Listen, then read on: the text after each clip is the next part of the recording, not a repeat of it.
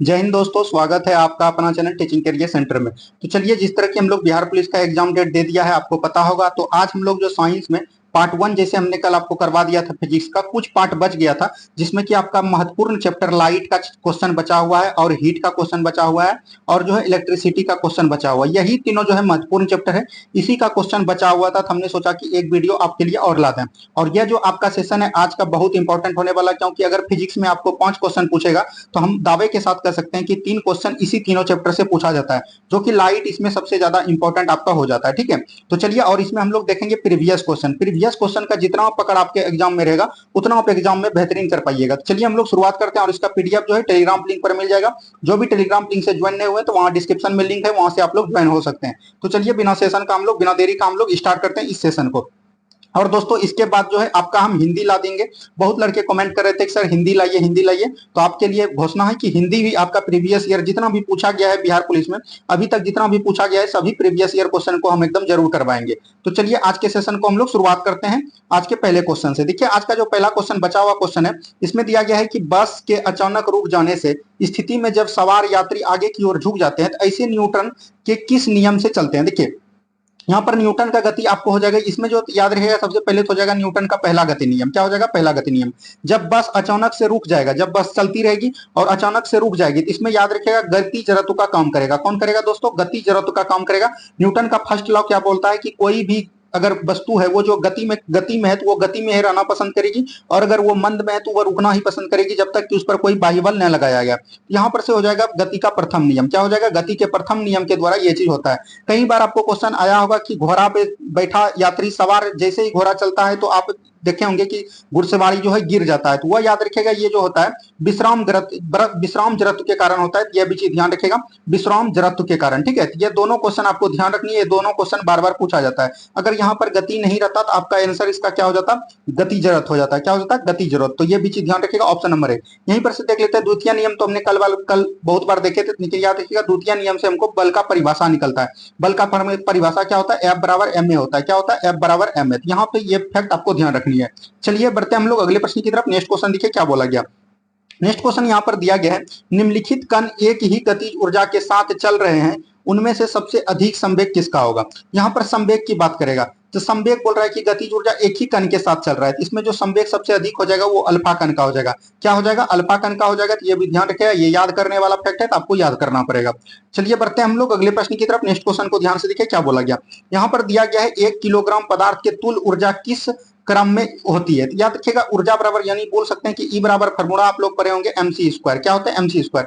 तो ई हम लोग क्या बोलते हैं? ई को बोलते हैं ऊर्जा, एम होता है द्रव्यमान, सी होता है यानी कि प्रकाश का वेग। तो प्रकाश का वेग अगर एम यहाँ पर 1 किलो गया है, यानी द्रव्यमान 1 है, इसको 1 मानेंगे, और इसका प्रकाश का वेग का कितना होता है? 3.3 गुना 10 पर पावर 6 होता है। इसका क्या बोल सकते हैं? सॉरी, 3.3 गुना 10 पर पावर 8 ये इसका होता है प्रकाश का वेग। और बोल सकते हैं कि इसका स्क्वायर है, तो यहाँ पर से इसका स्क्वायर दे देंगे। अब देखिए, जब इसको आप कैलकुलेट कीजिएगा तो 3 का स्क्वायर कीजिएगा कितना हो जाएगा? 9 हो जाएगा। और इसको जब 10 का स्क्वायर कीजिएगा तो 10 पर 8 गुनी 16 पावर हो जाएगा। तो बोल सकते हैं कि 9 गुना 10 पर पावर 16। तो ये भी एक प्रकार का मान सकते हैं कि 10 ही है। क्या है? 10 है। तो लगभग में जो इसका मान आता है, तो याद रखिएगा, ये आता है 10 पर पावर 17 जूल के बराबर। कितना आता है? 10 पर पावर 17 जूल के बराबर आता है। ये भी चीज ध्यान रखिएगा। 10 पर पावर 16 तो यही है, लेकिन 9 का भी इसमें 10 मान ले लेता है, तो 10 पर पावर 17 जूल के बराबर हो जाएगा। तो ऑप्शन नंबर सी बिल्कुल राइट आंसर आपका हो जाएगा। ठीक है, सभी को समझ में आया? चलिए बढ़ते हैं हम लोग अगले प्रश्न की तरफ। नेक्स्ट क्वेश्चन को ध्यान से देखिए क्या बोला गया। नेक्स्ट क्वेश्चन यहाँ पर दिया गया दोस्तों, रेलवे प्लेटफॉर्म के किनारे पर खड़े बालक को सामने तेज की गति से गुजरने वाले बालक पर, यानी कि क्या होगा। देखिए, रेलवे प्लेटफॉर्म पर किनारे एक खड़ा बालक है। ठीक है, ये आपका पटरी हो गया, यहाँ पर एक बालक खड़ा है और बोल रहा है कि सामने जो है तेज गति से रेलगाड़ी गुजरने पर, यानी कि अगर रेलगाड़ी तेज हो जाएगा तो बालक पर क्या प्रभाव पड़ेगा। तो याद रखिएगा, ये जो है गाड़ी की ओर गिर सकता है। क्या हो जाएगा? गाड़ी की ओर गिर सकता है। कल हमने आपको बताया था बर्नौली का नियम। किसका बताया था दोस्तों? बर्नौली का नियम हमने बताया था, जहां वेग अधिक रहेगा वहां दबाव कम रहेगा, और जहां पर वेग कम रहेगा वहां पर दबाव अधिक रहेगा। आप देखे होंगे कि अगर नदी में बहता पानी है तो वहां पर डूबने की संभावना कम रहती है, लेकिन जहां पर एकदम नदी शांत है वहां पर जो है आपको डूबने का अधिक संभावना होगा। ये भी चीज ध्यान रखिएगा। उसी तरह जो जब प्लेटफॉर्म पर गाड़ी ट्रेन चलती है तो ये जो है गर ये वायु दाब का जो है कम हो जाता है। यहाँ पर क्या हो जाता है, जहां पर लड़का खड़ा होता है वहां पर वायु दाब कम हो जाता है। तो वायु दाब याद रखिएगा उच्च दाब से निम्न दाब जाने की प्रयास करता है। तो पीछे से जो धकेलता है तो लड़के जो है, बालक जो है, जो भी खड़ा रहेगा वो आगे की ओर गिर जाएगा। इसी तरह जो बोलता है कि आपको पटरी पर जो है गाड़ी जब स्टेशन से पार हो तो आपको जो है ज्यादा सटना नहीं चाहिए। इसी के नियम, बर्नौली का नियम ही बोलता है। तो ऑप्शन नंबर यहाँ से सी बिल्कुल राइट आंसर आपका हो जाएगा। सभी को समझ में आ गया। चलिए बढ़ते हैं हम लोग अगले प्रश्न की तरफ। नेक्स्ट क्वेश्चन को ध्यान से देखिए क्या बोला गया। वर्षा की बूंदा गोल होने का कारण है। देखिए वर्षा की बूंदा जो गोल होता है ये पृष्ठ तनाव के कारण होता है। किसके द्वारा होता है दोस्तों, पृष्ठ तनाव के द्वारा होता है। और इसका जो फॉर्मूला होता है याद रखिएगा न्यूटन पर मीटर होता है। क्या होता है, न्यूटन पर मीटर होता है। तो यह भी चीज ध्यान रखिएगा। यहाँ से हो जाएगा जल का पृष्ठ तनाव के कारण। ऑप्शन नंबर बी बिल्कुल राइट आंसर हो जाएगा। जब वर्षा की बूंद वहां से गिरती है तो याद रखिएगा जो हाइड्रोजन से संयोग कर लेता है। किससे कर लेता है, हाइड्रोजन से संयोग कर लेता है। और जो है इसकी बूंद जो है याद रखिएगा गोलाकार प्रतीत होता है। तो यह भी चीज एकदम आपको ध्यान रखनी है। चलिए सभी क्वेश्चन दोस्तों ये पूछा गया है, नीचे आपका डेट दे दिया है, उतना हम नहीं करेंगे नहीं तो टाइम जो है ज्यादा हो जाता है। देखिए एक चाबी भरी घड़ी की कमानी में किस प्रकार की ऊर्जा होती है, यानी कि चाबी में जो घड़ी होती है, घड़ी में जो चाबी होती है वो किस द्वारा कम करता है। गतिज ऊर्जा कम करता है, स्थिति ऊर्जा कम करता है, यांत्रिक ऊर्जा कम करता है, ये दोनों करता है। तो आपको बता देते हैं जो घड़ी में होता है वो जो है स्थिति ऊर्जा के रूप में कार्य करता है। क्या करता है, स्थिति ऊर्जा। देखिए ऊर्जा दो प्रकार के होते हैं। एक होता है आपका गतिज ऊर्जा। गतिज ऊर्जा का फॉर्मूला क्या होता है दोस्तों, हाफ एम बी स्क्वायर होता है। क्या होता है, हाफ एम बी स्क्वायर। और स्थिति ऊर्जा बोल सकते हैं कि एम जी एच। स्थिति ऊर्जा उसको बोलते हैं कि मान के चलिए आप बिछावन पर बैठे हैं, बिछावन पर बैठने के बाद अगर उसका आकार परिवर्तित हो गया तो वहां पर बोला जाएगा कि स्थिति ऊर्जा है। जैसे आपका हो गया कि बहता हुआ पानी, खींचा हुआ धनुष। खींचा हुआ धनुष आपका स्थिति ऊर्जा है, लेकिन जो है याद रखिएगा चलता धनुष ये आपका गतिज ऊर्जा हो जाएगा। जिसमें गति रहेगा वो गतिज ऊर्जा, और जो है आपके आकार को परिवर्तन करेगा वो होता है आपका स्थिति ऊर्जा। ये दोनों चीज एकदम ध्यान रखिएगा, कई बार एग्जाम में पूछे जाते हैं। चलिए बढ़ते हैं हम लोग अगले प्रश्न की तरफ। नेक्स्ट क्वेश्चन को ध्यान से देखिए क्या बोला गया। नेक्स्ट क्वेश्चन है मथने के पश्चात क्रीम का दूध पृथक हो जाने का कारण है। देखिए आपको बताए थे कि हम अगर दूध को मथेंगे तो उससे जो है पृथक होकर जो दूध से क्रीम अलग हो जाएगा वो किसके द्वारा होगा, तो अभिकेंद्रीय बल के द्वारा। किसके द्वारा होगा, अपकेंद्रीय बल के द्वारा। यह भी चीज ध्यान रखिएगा। यह देखिए क्वेश्चन 2013 में भी पूछा है और 12 में भी पूछा है। तो यह भी चीज ध्यान रखिएगा कि यह अपकेंद्र बल के उदाहरण है। अपकेंद्र बल का उदाहरण और देख लीजिए कौन कौन है। वॉशिंग मशीन, आपका वॉशिंग मशीन इसी के तौर पर कार्य करता है। यह भी चीज एकदम आपको ध्यान रखनी है, ठीक है। ससंजक बल वो हुआ जिसमें कि दो समान बल हो, उसको हम लोग बोलते हैं ससंजक बल, ठीक है। यह भी चीज ध्यान रखिएगा। जैसे आपका हो गया प्लस प्लस, प्लस प्लस जैसे भी लगेगा तो वो आपका हो जाएगा ससंजक बल। जैसे माइनस प्लस होगा तो ये आपका हो जाएगा असंजक बल। तो ये भी चीज एकदम आपको ध्यान रखनी है। चलिए बढ़ते हैं हम लोग अगले प्रश्न की तरफ। नेक्स्ट क्वेश्चन देखिए क्या बोला गया। नेक्स्ट क्वेश्चन है अश्व यदि एकाएक चलना प्रारंभ कर दे तो अश्वारोही पीछे की तरफ गिरने की आशंका का कारण है। देखिए अभी तो पहला क्वेश्चन में हमने यही बताया, और देखिए ये बिहार पुलिस में पूछा हुआ क्वेश्चन है। अश्व यदि एकाएक चलना प्रारंभ कर दे, लेकिन रुका हुआ था चलना प्रारंभ कर दिया, तो ये याद रखिएगा विश्राम जरत हो जाएगा। इसका क्या हो जाएगा, विश्राम जरत होगा। अगर गाड़ी चलता हुआ रुक जाए और आपको जो है आगे की तरफ धकेल दे तो वो हो जाता है आपका गति जरत। ये भी चीज ध्यान रखिएगा। अगर गति के बावजूद तब फिर रुका तो वो हो जाएगा गति जरत। अगर रुका हुआ था अचानक चल दिया तो उसमें आपका हो जाएगा विश्राम जरत। यह चीज ध्यान रखिएगा। द्रव्यमान का संरक्षण नियम क्या कहता है कि ना ही द्रव्यमान का उत्पत्ति कर सकते हैं ना ही इसका खत्म होता है। यह भी चीज ध्यान रखनी है। चलिए बढ़ते हैं हम लोग अगले प्रश्न की तरफ। नेक्स्ट क्वेश्चन को ध्यान से देखिए क्या बोला गया।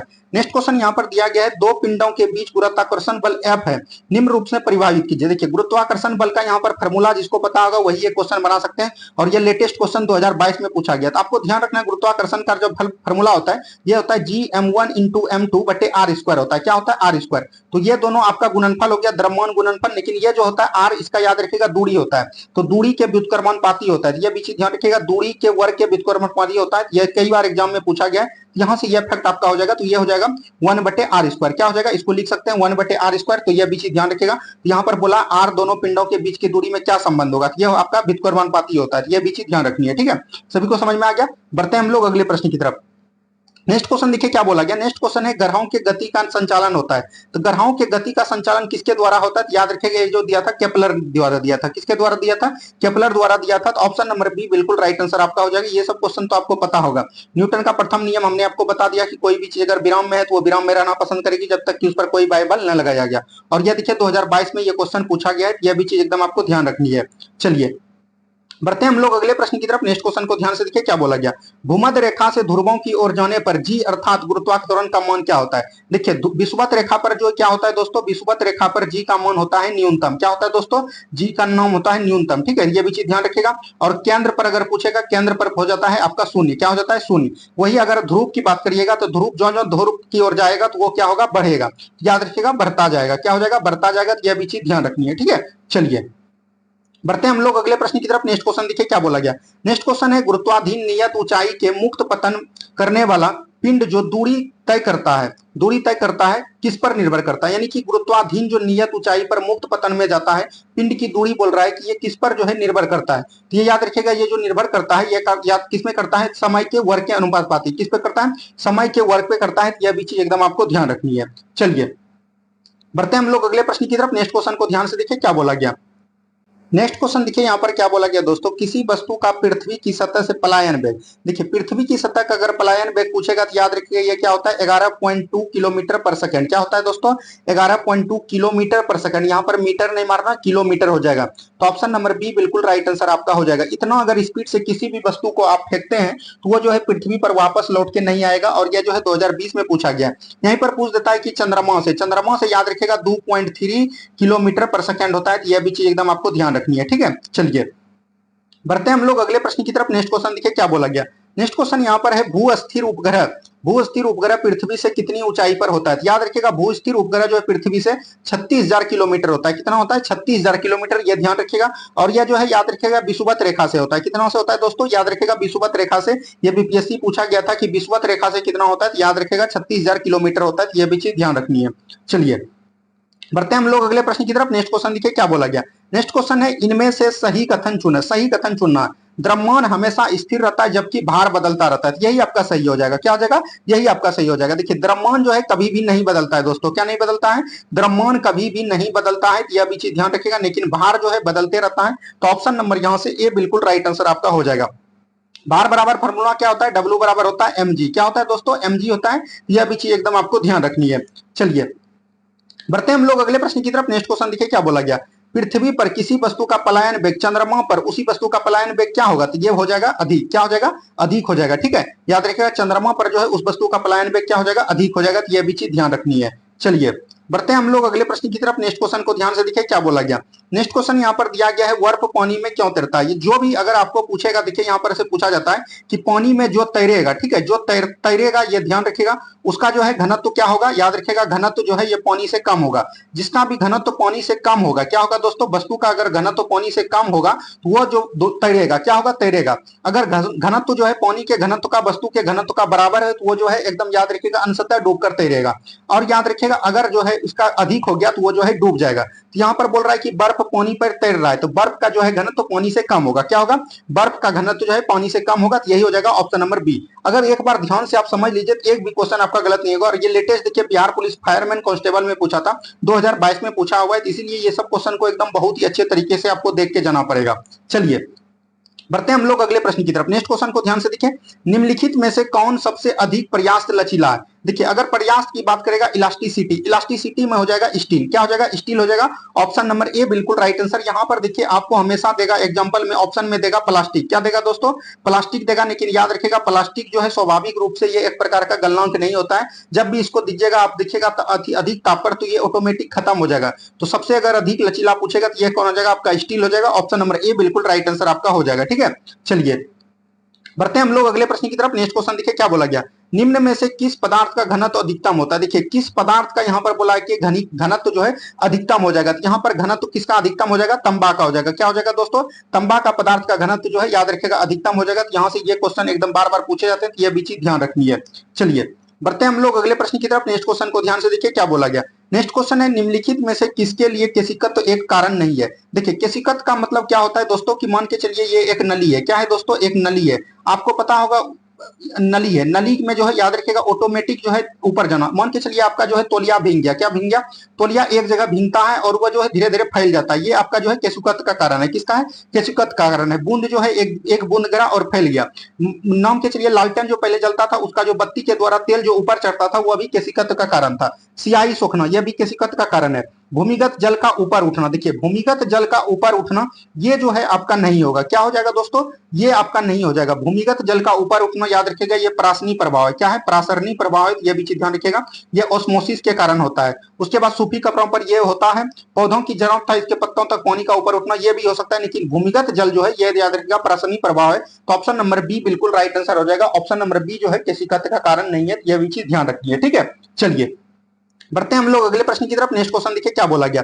यहाँ पर दिया गया है -40 डिग्री बराबर कितना फ़ारेनहाइट होगा। याद रखिएगा -40 डिग्री फ़ारेनहाइट सेल्सियस जो है -40 डिग्री फ़ारेनहाइट के बराबर ही होता है। यहाँ से ऑप्शन नंबर डी हो जाएगा। अगर आपको इसको निकालना है तो याद रखिएगा सेल्सियस बटे 5 होता है और उसके बाद क्या होता है दोस्तों F-32 बटे क्या हो जाएगा, यहाँ पर हो जाएगा 9। क्या हो जाएगा, ये फॉर्मूला होता है।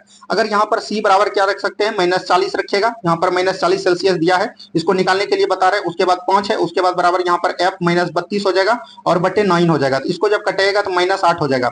-8 जो है 9 से गुना हो जाएगा, तो ये कितना हो जाएगा -72 और F-32 बराबर हो जाएगा इधर की जब -72, इधर जाके ये +32 हो जाएगा। तो यहाँ पर जब घटेगा तो ये -40 हो जाएगा। तो बोले ना फ़ारेनहाइट और अगर सेल्सियस पूछेगा कितना डिग्री पे बराबर होता है, तो याद रखिएगा -40 डिग्री पे बराबर होता है। तो यहाँ से आपका ऑप्शन नंबर डी बिल्कुल राइट आंसर आपका हो गया। जिसको भी ये समझ में नहीं तो वो डायरेक्ट याद रखेगा इसका -40 डिग्री होगा, और जो समझ गए वो इस फॉर्मूला पे इसको निकाल सकते हैं। ठीक है, चलिए बढ़ते हैं हम लोग दोस्तों अगले प्रश्न की तरफ। नेक्स्ट क्वेश्चन देखिए क्या बोला गया। नेक्स्ट क्वेश्चन है मनुष्य का शरीर का सामान्य तापमान कितना होता है। देखिए मनुष्य का शरीर का तापमान अगर देखिएगा तो ये होता है, क्या होता है दोस्तों, 36 डिग्री 9 डिग्री सेल्सियस होता है, जिसको कि हम लोग 37 डिग्री सेल्सियस भी पढ़ते हैं। ठीक है, उसके बाद होता है याद रखिएगा 98.6 डिग्री फ़ारेनहाइट। क्या होता है, 98.6 डिग्री फ़ारेनहाइट होता है। और याद रखिएगा 310 केल्विन में कितना होता है, 310 होता है। अगर सेल्सियस में पूछेगा तो 37 डिग्री सेल्सियस, फ़ारेनहाइट में पूछेगा तो 98.6 डिग्री फ़ारेनहाइट, अगर केल्विन में पूछेगा 310 केल्विन। तो यहाँ से हो जाएगा इनमें से कोई नहीं। क्या हो जाएगा दोस्तों, इनमें से कोई नहीं हो जाएगा। तो ये भी चीज एकदम आपको ध्यान रखनी है। चलिए बढ़ते हैं हम लोग अगले प्रश्न की तरफ। नेक्स्ट क्वेश्चन देखिए क्या बोला गया। दाब बढ़ाने पर बर्फ का गलनांक क्या होगा। जब भी दाब बढ़ेगा याद रखिएगा बर्फ का गलनांक क्या होगा, घट जाएगा। क्या हो जाएगा दोस्तों, घट जाएगा। तो ऑप्शन नंबर जो है ए बिल्कुल राइट आंसर आपका हो जाएगा। क्या हो जाएगा, ऑप्शन नंबर ए। चलिए नेक्स्ट क्वेश्चन देखिए यहाँ पर क्या बोला गया, संगलन की गुप्त ऊष्मा क्या है। संगलन की गुप्त ऊष्मा इसमें क्या बोला गया है, ये चीज बोला गया। तो संगलन की गुप्त ऊष्मा हो जाएगा ठोस द्रव अवस्था में परिवर्तन के लिए गुप्त ऊष्मा। ऑप्शन नंबर डी बिल्कुल राइट आंसर आपका हो जाएगा। ठीक है, जैसे हमने आपको कल बताया था कि ठोस से अगर द्रव में जाना होगा, क्या हो जाएगा, ठोस से अगर द्रव में जाना होगा उसके लिए हम लोग क्या करेंगे दोस्तों, इसको जो है गलनांक करेंगे। क्या करेंगे, गलनांक करेंगे, गलनांक विधि द्वारा। उसके बाद अगर द्रव से ठोस में जाना होगा तो इसको क्या करेंगे, हिमांक विधि द्वारा इसमें हम जा सकते हैं। यह सब चीज हमने आपको बताया था। अगर ठोस से हमको गैस में जाना होगा, किस में जाना होगा, ठोस को अगर गैस में या गैस से ठोस में जाना होगा तो उसके लिए हम लोग कौन विधि करेंगे, ऊर्ध्वपातन विधि करेंगे। कौन करेंगे दोस्तों, ऊर्ध्वपातन विधि करेंगे। ये सब कल हमने आपको अच्छी तरीके से बताया, आज आपका रिकॉल हो गया। चलिए बढ़ते हैं हम लोग अगले प्रश्न की तरफ। नेक्स्ट क्वेश्चन को ध्यान से देखिए क्या बोला गया। नेक्स्ट क्वेश्चन, निम्न में से किस प्रशीतक का उपयोग आजकल नहीं होता है, यानी कि प्रशीतक का उपयोग जो है आजकल नहीं होता है, ये चीज बोला गया। तो कार्बन डाइऑक्साइड का अभी वर्तमान में नहीं हो रहा है, यही हो जाएगा ऑप्शन नंबर सी बिल्कुल राइट आंसर आपका हो जाएगा। यह बिहार पुलिस कांस्टेबल में भी पूछा था और फायरमैन भी 2018 का ये क्वेश्चन पूछा गया है। चलिए बढ़ते हैं हम लोग अगले प्रश्न की तरफ। नेक्स्ट क्वेश्चन देखिए क्या बोला गया। नेक्स्ट क्वेश्चन है थर्मोस्टेट क्या होता है। देखिए थर्मोस्टेट जो है क्या होता है, ये चीज बोला गया। तो थर्मोस्टेट याद रखिएगा जो है एक मान के चलिए कि किसी भी टेम्परेचर को एकदम नियत ताप पर आपको रखना है, स्थिर बनाए रखने के लिए, उसमें हम लोग थर्मोस्टेट का प्रयोग करते हैं। तो आधुनिक थर्मस प्लस नहीं हो जाएगा, किसी संकाय पर ताप स्थिर रखने के उपकरण में। यही हो जाएगा ऑप्शन नंबर बी। क्या हो जाएगा, ऑप्शन नंबर बी बिल्कुल राइट आंसर आपका हो जाएगा। सभी को समझ में आ रहा है। बढ़ते हैं हम लोग अगले प्रश्न की तरफ। नेक्स्ट क्वेश्चन को ध्यान से देखिए क्या बोला गया दोस्तों। नेक्स्ट क्वेश्चन यहाँ पर दिया गया है, प्रकाश तरंग और ध्वनि तरंग के बीच का अंतर निम्नलिखित में से किस घटना का आधारित है। अब देखिए प्रकाश तरंग और ध्वनि तरंग के बीच का अगर अंतर पूछेगा तो ये याद रखेगा ध्रुवीकरण के द्वारा होता है। किसके द्वारा, ध्रुवीकरण के द्वारा इस घटना पर आधारित है। यह भी चीज ध्यान रखेगा। कायदे से अगर बात कीजिएगा प्रकाश तरंग और ध्वनि तरंग में दोनों में ध्रुवीकरण नहीं हो जाएगा, लेकिन याद रखिएगा प्रकाश तरंग में कृत्रिम विधि से इसमें जो है ध्वनि ध्रुवन को तैयार किया जा सकता है। यह भी चीज एकदम आपको ध्यान रखनी है। चलिए बढ़ते हैं हम लोग अगले प्रश्न की तरफ। अब जो यहाँ से क्वेश्चन है ये आपके लिए काफी इंपॉर्टेंट होगा। निम्नलिखित में से किसकी तरंगदैर्घ्य सबसे कम है। देखिए यहाँ पर तरंगदैर्घ्य की बात करेगा, अगर तरंगदैर्घ्य की बात करेगा, एक होता है आवृत्ति। क्या होता है दोस्तों, आवृत्ति होता है। आवृत्ति में क्या होता है तो याद रखिएगा यहाँ पर सबसे पहले होता है गामा किरण। क्या होता है, गामा किरण होता है। उसके बाद क्या होता है, अल्फा किरण होता है। क्या होता है दोस्तों, याद रखिएगा अल्फा किरण होता है। ठीक है, उसके बाद क्या होता है, परावैंगनी किरण। क्या होता है दोस्तों, परावैंगनी किरण होता है। उसके बाद याद रखना है दृश्य किरण होता है। क्या होता है, दृश्य किरण होता है। ठीक है, तो यहाँ पर से हो गया गामा किरण, अल्फा किरण, परावैंगनी किरण, दृश्य किरण। ठीक है, अब यहाँ पर होता है अवरक्त किरण। क्या होता है दोस्तों, अवरक्त किरण होता है। तो यह भी चीज ध्यान रखिएगा। उसके बाद होता है, क्या होता है दोस्तों, याद रखिएगा यहाँ पर होता है सूक्ष्म किरण। क्या होता है दोस्तों, सूक्ष्म किरण होता है। उसके बाद होता है रेडियो तरंग। यहाँ पर से ये जो है आपको कारक एकदम जो है ये आपका शैली याद रहना चाहिए कि कौन पहले होता है कौन बाद होता है। ये आपका हो गया आवृत्ति का। ठीक है, अगर आवृत्ति का आपको ध्यान होगा तो जस्ट इसका उल्टा यानी विपरीत बोल सकते हैं तरंगदैर्घ्य का होता है। किसका होता है, तरंगदैर्घ्य का। अगर इसका आवृत्ति का सबसे अधिक गामा किरण है तो इसका जो सबसे कम हो जाएगा तरंगदैर्घ्य का हो जाएगा। तो यह चीज ध्यान रखिएगा। यहाँ पर बोला है कि किसका तरंगदैर्घ्य सबसे कम होगा, तो अगर आवृत्ति का सबसे अधिक क्या है गामा, तो गामा का सबसे तरंगदैर्घ्य कम हो जाएगा। तो गामा गामा का तरंग दैर्घ्य देखिए यहाँ पर गामा नहीं दिया है। गामा के बाद हम लोग लेंगे अल्फा किरण। अल्फा किरण हो जाएगा, alpha Kiran option number A बिल्कुल राइट आंसर आपका हो जाएगा। सभी को समझ में आया क्या बोले हम कि अगर गामा किरण का आवृत्ति अधिक है, आवृत्ति का जस्ट अपोजिट होता है तरंग दैर्घ्य। अगर आवृत्ति का गामा किरण सबसे उच्च है तो याद रखिएगा तरंग दैर्घ्य का वो हो जाएगा सबसे कम। यानी कि यहां से स्टार्ट करिएगा आप तो तरंग दैर्घ्य तक किरण हो जाएगा, ये आपका अवरक्त किरण से स्टार्ट हुआ। और अगर अब तरंग दैर्घ्य को याद करना होगा तो यहां से आपको नियम से जानना होता है, एक को आपको याद करना, एक टर्म को, दूसरा उसका अपोजिट होता है। इसका याद क्या हो जाएगा, गर्म गामा किरण, अल्फा किरण, परावैग्निक किरण, दृश्य किरण, अवरक्त किरण, सूक्ष्म किरण और रेडियो किरण। ठीक है, यह भी चीज एकदम आपको ध्यान रखनी है। चलिए बढ़ते हम लोग अगले प्रश्न की तरफ। नेक्स्ट क्वेश्चन को ध्यान से देखिए क्या बोला गया।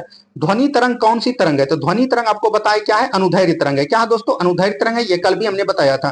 ध्वनि तरंग कैसी तरंग है, ये अनुदैर्घ्य तरंग है। अगर बात करेगा प्रकाश तरंग की, क्या बात करेगा, प्रकाश तरंग की, प्रकाश तरंग कैसी तरंग हो जाएगी, अनुप्रस्थ तरंग हो जाए। ये भी चीज एकदम आपको ध्यान रखनी है। चलिए बढ़ते हम लोग अगले प्रश्न की तरफ। नेक्स्ट क्वेश्चन को ध्यान से देखिए क्या बोला गया। नेक्स्ट क्वेश्चन यहाँ पर दिया गया है, ध्यान से देखिए। स्थिर जल में पत्थर गिरने से उत्पन्न तरंग है। स्थिर जल में अगर पत्थर गिरेगा तो ये क्या हो जाएगा, अनुप्रस्थ प्रगामी हो जाएगा। क्या हो जाएगा, अनुप्रस्थ और प्रगामी हो जाएगा। ये याद रखिएगा, अप्रगामी नहीं होगा दोस्तों, ये प्रगामी होगा। याद रखिएगा, इसी से जो है आपको कंफ्यूजन मिलता है। यहाँ पर जो है अनुप्रस्थ प्रगामी हो जाएगा। क्या हो जाएगा, अनुप्रस्थ प्रगामी। जब भी याद रखिएगा कोई भी वस्तु अगर हम जल में गिराते हैं, वह उसके द्वारा जो है एक विचलन पैदा होता है, और विचलन द्वारा जो है धारा की दिशा में परिवर्तित करता है, इसीलिए जो है ये अनुप्रस्थ प्रगामी हो जाएगा। ऑप्शन नंबर ए बिल्कुल राइट आंसर आपका हो जाएगा। चलिए देखिए यहाँ पर दिया गया है सोनार के तरंगों की प्रयुक्त होती है। तो सोनार किसके लिए प्रयुक्त करते हैं हम लोग, याद रखिएगा कोई भी चीज अगर बूझ गया है पानी में, अगर वस्तु को ढूंढना होगा, वो जो है हम लोग सोनार का प्रयोग करते हैं। तो यह जो है पराध्वनि किरण छोड़ती है। तो ऑप्शन नंबर ए बिल्कुल राइट आंसर आपका हो जाएगा। चलिए बढ़ते हैं हम लोग अगले प्रश्न की तरफ। नेक्स्ट क्वेश्चन देखिए क्या बोला गया। नेक्स्ट क्वेश्चन है, निम्न में से किस विकिरण का कम सबसे कम तरंग दैर्घ्य होती है। देखिए ये दो बार क्वेश्चन पूछ गया।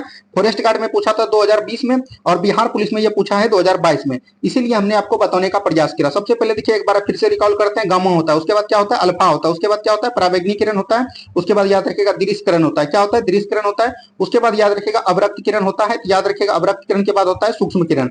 उसके बाद क्या होता है दोस्तों, उसके बाद होता है रेडियो तरंग। तो यहाँ से ये टर्म एकदम याद रखिएगा, ये आपका आवृत्ति का हुआ, इसी का उल्टा जो हो जाएगा ये तरंग दैर्घ्य का हो जाएगा। तो बोल रहा है कि इस तरंग दैर्घ्य सबसे कम होगा, तरंग दैर्घ्य सबसे कम किसका हो जाएगा, गामा किरण का। वहां पर गामा किरण नहीं दिया था तो एक टर्म छोड़ दिए थे, यहां से स्टार्ट किए थे।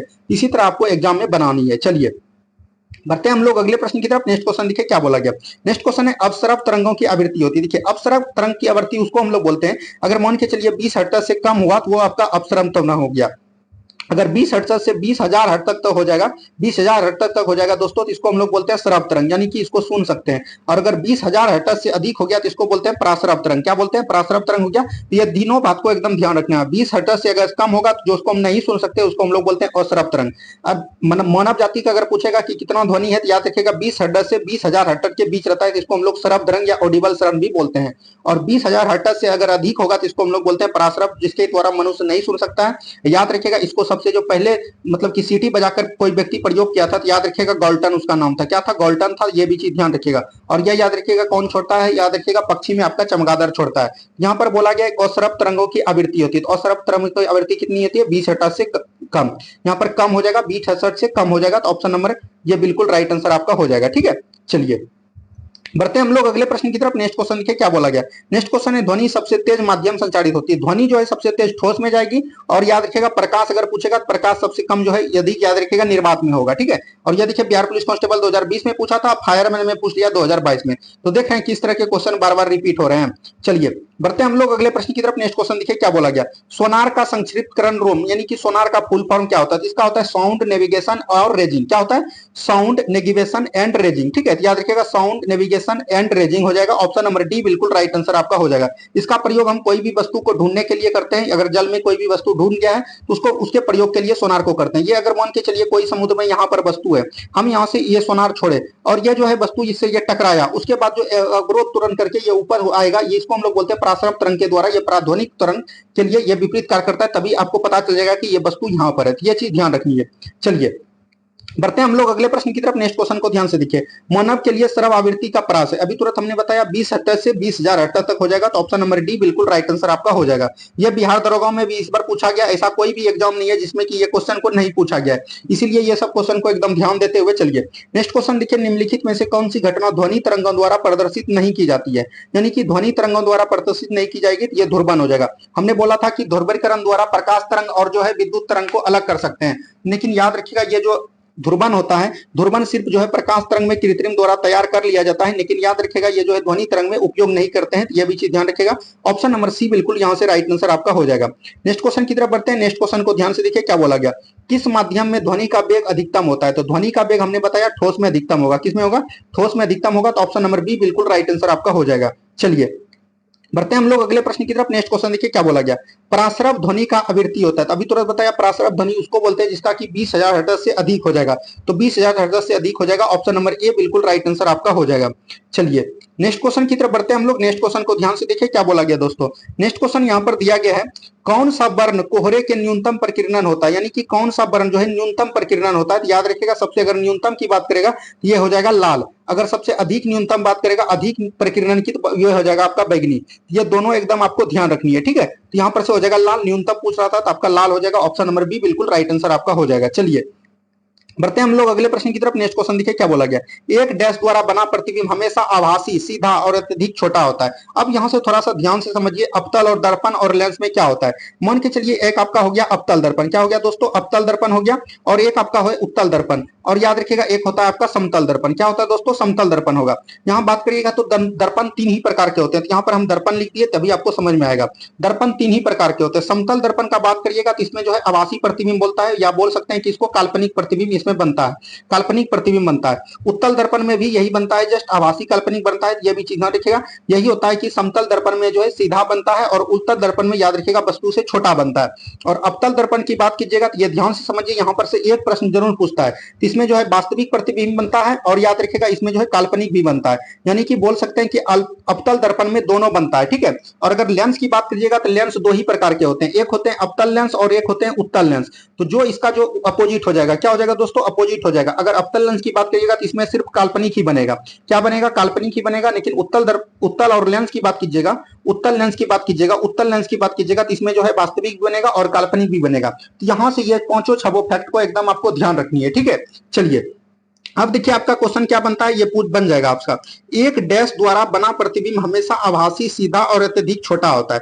तो आभासी भी होता है और याद रखिएगा छोटा भी होता है, तो ये किसमें होगा, याद रखिएगा उत्तल दर्पण में होगा, किसमें होगा दोस्तों, उत्तल दर्पण में होगा, ऑप्शन नंबर बी बिल्कुल राइट आंसर आपका हो जाएगा। चलिए बढ़ते हैं हम लोग अगले प्रश्न की तरफ। नेक्स्ट क्वेश्चन देखिए क्या बोला गया। नेक्स्ट क्वेश्चन यहाँ पर है, निम्नलिखित में से किस लेंस का उपयोग करके मानव आंख की मायोपिया समस्या को ठीक किया जा सकता है। मायोपिया को हम लोग क्या बोलते हैं दोस्तों, याद रखिएगा निकट दृष्टि दोष, क्या बोलते हैं दोस्तों, निकट दृष्टि दोष बोलते हैं, ठीक है। तो ये भी चीज ध्यान रखिएगा, निकट दृष्टि दोष के लिए हम लोग क्या उपयोग करते हैं, तो यहाँ पर से ध्यान से समझिए। देखिए एक होता है दूरदृष्टि दोष, क्या होता है दोस्तों, दूरदृष्टि दोष होता है, और एक होता है निकट दृष्टि दोष, क्या होता है, निकट दृष्टि दोष। तो याद रखिएगा दूर में दो ही अक्षर है, इसमें कम होगा, उत्तल लेंस होगा, ठीक है। और याद रखिएगा निकट में जो है एक दो तीन अक्षर है, इसमें जो है याद रखिएगा अवतल होगा, बड़ा वाला में बड़ा जाएंगे और छोटा वाला में छोटा जाएगा, तो यहाँ से एकदम आपको नहीं भूलना है। दूरदृष्टि दोष बोलेगा तो इसमें छोटा होगा, उत्तल लेंस होगा। निकट दृष्टि दोष में एक दो तीन अक्षर है, याद रखिएगा अवतल लेंस होगा, यह चीज ध्यान रखिएगा। और मायोपिया हम किसको बोलते हैं, मायोपिया बोलते हैं निकट दृष्टि दोष को।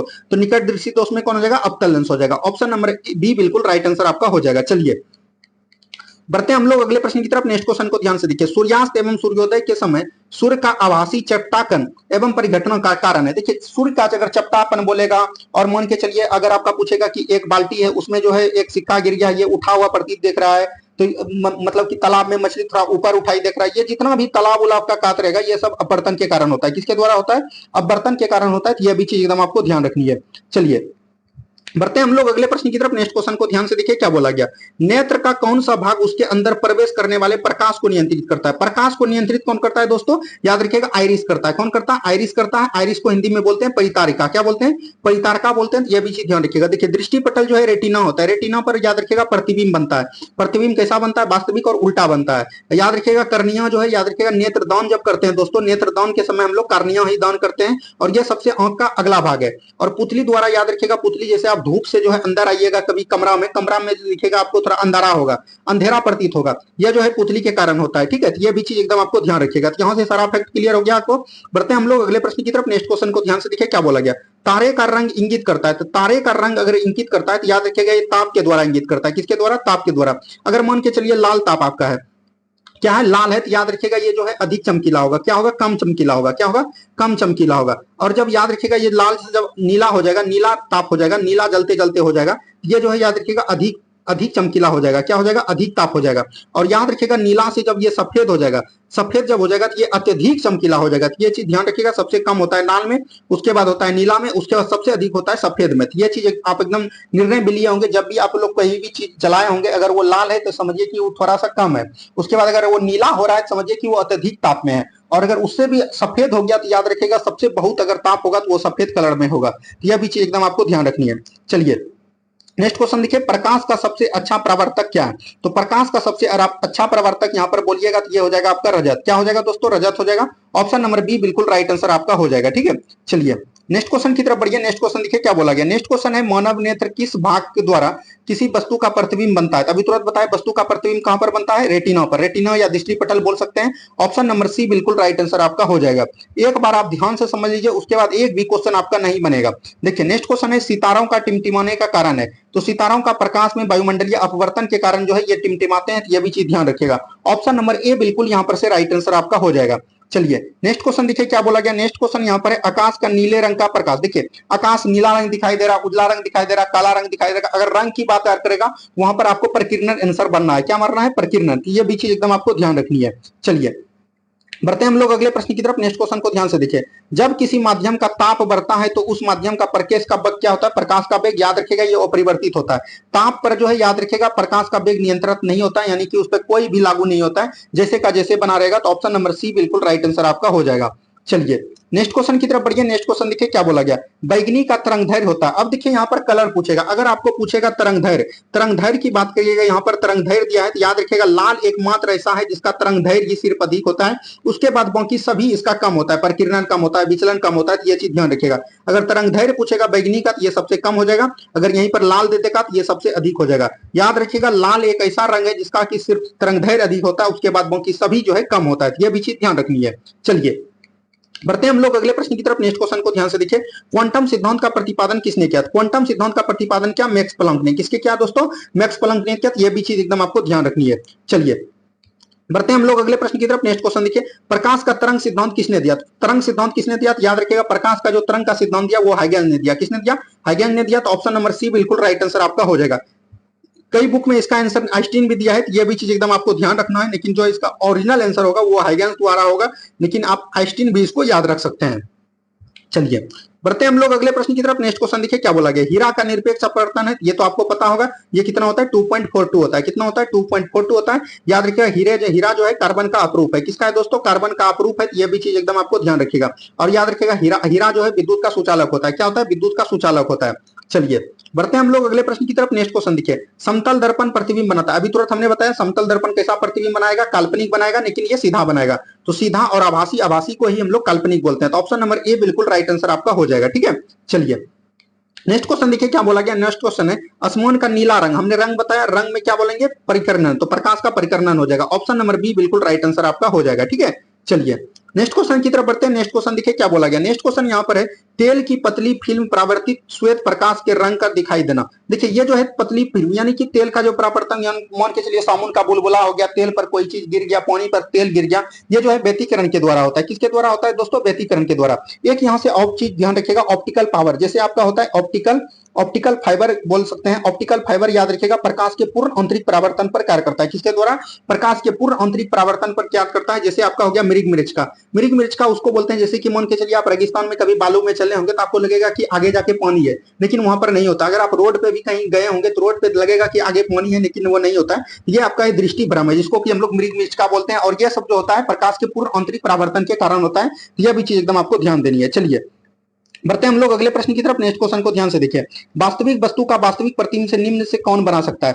तो वास्तविक वस्तु का वास्तविक प्रतिबिंब कौन बना सकता है? तो वास्तविक वस्तु का वास्तविक प्रतिबिंब कौन बना सकता है दोस्तों? समतल दर्पण नहीं बनाएगा, उत्तल दर्पण बनाएगा। कौन बनाएगा? उत्तल दर्पण बनाएगा, या तो अवतल दर्पण भी बना सकता है। तो यहां से हम मार सकते हैं ऑप्शन, सॉरी, वास्तविक प्रतिबिंब सब अवतल दर्पण ही बनाते हैं दोस्तों, अभी तुरंत हमने बताया अवतल दर्पण। ऑप्शन नंबर बी बिल्कुल राइट आंसर आपका हो जाएगा। क्या हो जाएगा? Option number B. याद रखिएगा, अवतल दर्पण जो है वास्तविक भी बनाते हैं और काल्पनिक भी बनाते हैं, लेकिन उत्तल दर्पण सिर्फ काल्पनिक बनाते हैं, सवतल दर्पण भी काल्पनिक बनाते हैं।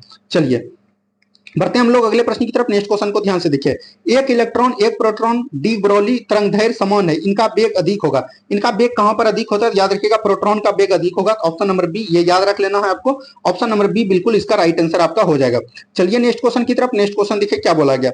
समान नेत्र रेटिना पर बनने वाला प्रतिबिंब होता है। तो समान नेत्र रेटिना पर बनने वाला प्रतिबिंब क्या होता है? याद रखिएगा, यह जो होता है आभासी और सीधा होता है। क्या होता है? सॉरी, आभासी नहीं होता है दोस्तों, वास्तविक और उल्टा होता है। क्या होता है? वास्तविक और उल्टा बोल सकते हैं। ऑप्शन नंबर सी बिल्कुल राइट आंसर आपका हो जाएगा। क्या हो जाएगा? ऑप्शन नंबर सी।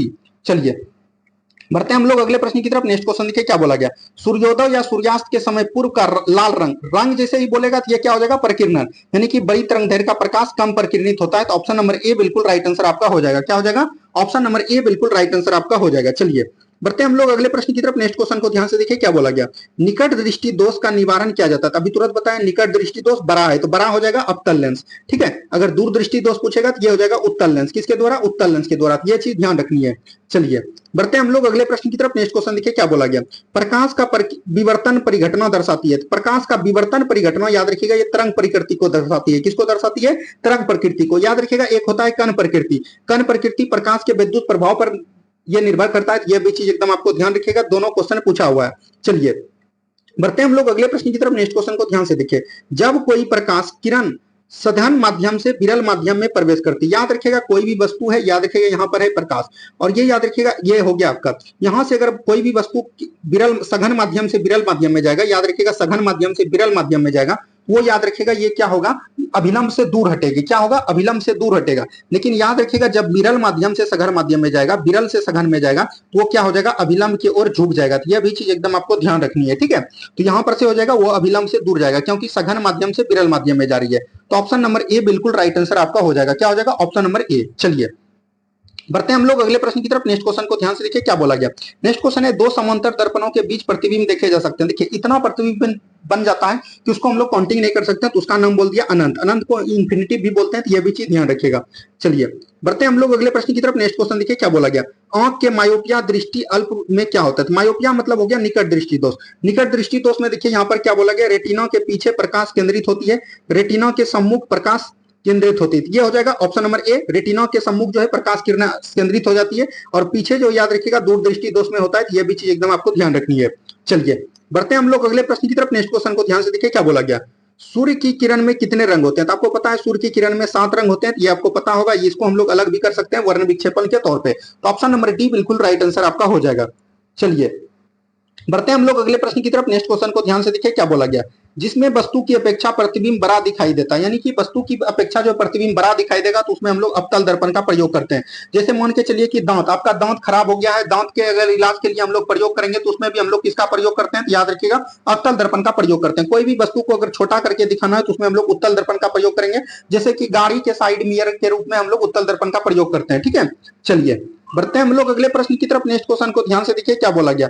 किसी व्यक्ति द्वारा अपना पूर्ण प्रतिबिंब देखने हेतु समतल दर्पण का न्यूनतम लंबाई क्या होना चाहिए? समतल दर्पण का न्यूनतम लंबाई होना चाहिए, वस्तु का मतलब कि जो भी वस्तु है, व्यक्ति है, उसका जो है वस्तु की ऊंचाई होना चाहिए, मतलब कि आधी होनी चाहिए। व्यक्ति की लंबाई की आधी अगर आप मिरर रखते हैं समतल दर्पण, तो वहां पर आपको पूरा प्रतिबिंब बनेगा। ऑप्शन नंबर सी बिल्कुल राइट आंसर आपका हो जाएगा, ठीक है। चलिए बढ़ते हैं हम लोग अगले प्रश्न की तरफ। नेक्स्ट क्वेश्चन देखिए दोस्तों क्या बोला गया है। 60 डिग्री के कोण पर अनंत दो समतल दर्पण के बीच जब एक वस्तु को रखा जाता है, तब बनने वाला प्रतिबिंब की संख्या। देखिए इस तरह का क्वेश्चन आपके बिहार पुलिस में पूछ दिया गया है। हो सकता है कि इस बार पूछ दे, क्योंकि यह क्वेश्चन बहुत ही अच्छा है। जब भी इसको डिग्री दे, याद रखेगा 360/थीटा दीजिएगा, या तो इसका एक और फॉर्मूला होता है 360/थीटा और -1। अगर आपका यहाँ पर ही विषम संख्या आ गया, तो इसमें आपको -1 नहीं करना। अगर आपको याद रखना, आंसर हमेशा विषम संख्या में ही लेना है। अगर यहाँ पर से ध्यान से समझिए, अगर 60 डिग्री है तो 360 में अगर 60 से भाग देंगे तो ये कितना आ जाएगा, 6 आ जाएगा कट के, लेकिन 6 आपका सम संख्या है, तब आपको ये फार्मूला यूज करना पड़ेगा 360 बटे थीटा माइनस 1। तो याद रखिएगा 6 माइनस 1 कितना हो जाएगा, 5। हमेशा आपको आंसर जो है विषम संख्या में लेना है, यह चीज ध्यान रखिएगा। ऑप्शन नंबर सी बिल्कुल राइट आंसर आपका हो जाएगा। ठीक है, चलिए बढ़ते हैं हम लोग अगले प्रश्न की तरफ। नेक्स्ट क्वेश्चन को ध्यान से देखिए क्या बोला गया। एक लेंस की क्षमता 0.5 डायोप्टर है, तो इसका क्या होगा, फोकस दूरी, ये चीज बोला गया। तो आपको याद रखना है डायोप्टर बराबर क्या होता है, 1 बटे फोकस दूरी होता है। अब फोकस दूरी को हमेशा मीटर में लेना है, तो यहाँ पर आपका जो है डायोप्टर दिया है, तो आपको क्या हो जाएगा, याद रखिएगा फोकस दूरी बराबर हो जाएगा 1 बटे डायोप्टर। ठीक है, तो यहाँ पर से मीटर में अगर दे दीजिएगा तो यहाँ पर से क्या हो जाएगा, याद रखिएगा 1 बटे क्या हो जाएगा 0.5, और इसको जब कटेगा तो ये ऊपर 0 चल जाएगा, तो ये 5 से 2 हो जाएगा, यानी कि +2 बोल सकते हैं। कितना हो जाएगा, यह एक उत्तल लेंस है जिसकी फोकस दूरी 5 मीटर हो जाएगा, सॉरी 2 मीटर होगा, तो यहाँ पर से 2 मीटर हो जाएगा। ऑप्शन नंबर सी बिल्कुल राइट आंसर आपका हो जाएगा। ठीक है, यह चीज भी ध्यान रखनी है। चलिए बढ़ते हैं हम लोग अगले प्रश्न की तरफ। नेक्स्ट क्वेश्चन देखिए क्या बोला गया।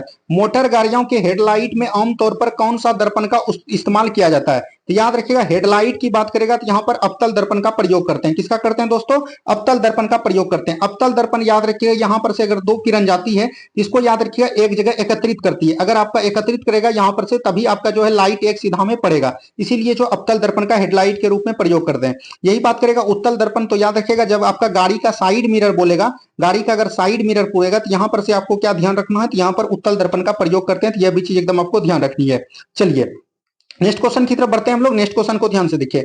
निम्न में से कौन सी युक्ति विद्युत ऊर्जा को यांत्रिक ऊर्जा में परिवर्तित करती है। अब देखिए यहाँ पर विद्युत ऊर्जा को बोल रहा है कि यांत्रिक ऊर्जा में कौन परिवर्तित करते हैं, तो यहाँ से हो जाएगा आपका विद्युत मोटर। क्या हो जाएगा दोस्तों, विद्युत मोटर हो जाएगा। तो यहाँ पर से आप ध्यान से समझिए, थोड़ा 2-3 फैक्ट यहाँ पर से पूछा जाता है। अगर आपको पूछेगा कि यांत्रिक ऊर्जा से, याद रखिएगा यांत्रिक ऊर्जा को विद्युत ऊर्जा में कन्वर्ट करता है, यांत्रिक ऊर्जा को विद्युत ऊर्जा में पूछेगा, तो ये आपका क्या हो जाएगा दोस्तों, याद रखिएगा यहाँ पर हो जाएगा डायनमो। क्या हो जाएगा दोस्तों, डायनमो हो जाएगा, ये भी चीज ध्यान रखिएगा। और डायनमो का जस्ट उल्टा कौन है, याद रखिएगा मोटर। कौन है, मोटर। मोटर ध्यान रखिएगा विद्युत ऊर्जा को यांत्रिक ऊर्जा में कन्वर्ट करता है। एक होता है आपका याद रखिएगा विद्युत ऊर्जा को, याद रखिएगा विद्युत ऊर्जा को जो याद रखिएगा ध्वनि ऊर्जा में कौन चेंज करता है, तो याद रखिएगा विद्युत ऊर्जा को ध्वनि ऊर्जा में चेंज करता है कौन, ये करता है माइक्रोफोन। क्या करता है दोस्तों, माइक्रोफोन करते हैं। लेकिन ध्यान रखिएगा एक होता है लाउड स्पीकर। क्या होता है, loud speaker. Loud speaker just इसका विपरीत काम करता है, यानी ध्वनि ऊर्जा को विद्युत ऊर्जा में कन्वर्ट करता है। तो यहां से इतना फैक्ट आपको ध्यान रखनी है। चलिए बढ़ते हैं हम लोग अगले प्रश्न की तरफ। नेक्स्ट क्वेश्चन को ध्यान से देखिए। किस यंत्र का काम डायनमो के कार्य का उल्टा होता है, यानी डायनमो का कार्य का उल्टा अभी तुरंत हमने बताया मोटर का होता है। तो ऑप्शन नंबर बी बिल्कुल राइट आंसर हो जाएगा। चलिए नेक्स्ट क्वेश्चन की तरफ बढ़िए। नेक्स्ट क्वेश्चन को ध्यान से देखिए। नेक्स्ट क्वेश्चन है डायनमो का सिद्धांत आधारित है। तो डायनमो का सिद्धांत किस पर आधारित है, तो याद रखिएगा फैराडे के नियम पर आधारित है। क्योंकि याद रखिएगा डायनमो जो है एक कुंडलित होता है और इसी में जो है बार बार चक्कर लगाता है, यह भी चीज ध्यान रखिएगा। यह जो है विद्युत फैराडे के नियम के पर आधारित है, यह भी चीज एकदम आपको ध्यान रखनी है। चलिए आज जो है यहाँ तक केमिस्ट्री का लगभग टोटल क्वेश्चन हमने आपको प्रीवियस करवा दिया। आप लोग कमेंट कीजिएगा आपका किसका चाहिए। अगर आपको बोलिएगा इकोनॉमिक्स का, तो इकोनॉमिक्स का आ जाएगा, नहीं तो आपका हिंदी, बहुत लड़का कमेंट कर रहा था हिंदी का हम लोग ला देंगे। जिसका बोलिएगा उसका दोनों बचा हुआ, ये दोनों तो आपको कराना ही है, लेकिन पहले हम हिंदी कराएं या इकोनॉमिक्स कराएं, ये आपको कमेंट जरूर कर देना। और सुबह का जो आपको रिवीजन सीरीज है, रिवीजन सीरीज में जरूर जुड़िए। और जिसका भी एग्जाम 7 तारीख को 11 तारीख का है, उसके लिए 1 अगस्त से एकदम पूरा जो है याद रखिएगा मैराथन आएगा। इसमें आपका सभी सब्जेक्ट को हम लोग पूरा रिवीजन कर देंगे, चाहे हिस्ट्री हो, पॉलिटी हो, ज्योग्राफी हो, इकोनॉमिक्स हो, साइंस हो, सभी क्वेश्चन का 7 दिन मैराथन आएगा। 7 दिन में आपका टोटल जो है फिर से रिवाइज हो जाएगा। तो धन्यवाद, मिलते हैं हम लोग सुबह के रिवीजन सीरीज में। धन्यवाद।